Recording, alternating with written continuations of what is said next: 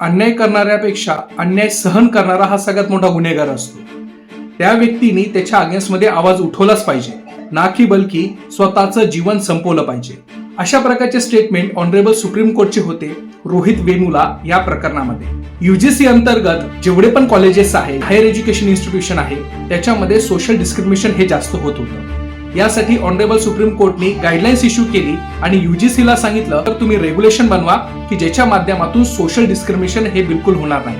परिणाम स्वरूप equity regulations 2026 हे रेग्युलेशन युजीसीने बनवलं आणि त्याच्यामध्ये स्पष्टपणे सांगितलंय जर एखादा SC, ST, OBC हा विद्यार्थी डिस्क्रिमिनेशनला फेस करत असेल तर त्याच्या अगेन्स्टमध्ये जो कोणताही कॅन्डिडेट असेल तर त्याला इथं शिक्षा दिल्या जाईल किंबहुना त्याच्या कॉलेजमधून नाव कमी केलं जाईल. या अगेन्स्टमध्ये जनरल कॅटेगरी वाले लोक रस्त्यावर उतरलेले आहेत आणि त्यांनी स्पष्टपणे सांगितलेलं आहे तर डिस्क्रिमिनेशन फक्त SC, ST, OBC याच्या अगेन्स्टमध्ये होत नाहीये, तर ओपनच्याही अगेन्स्टमध्ये इथं काय होत आहे, डिस्क्रिमिनेशन होत आहे. तर कुठंतरी हे नियम बायसने झालेले आहे असं दिसून येत आहे. याच्यावर काय वर्डिक्ट देणार आहे हे आपण लवकरच बघू.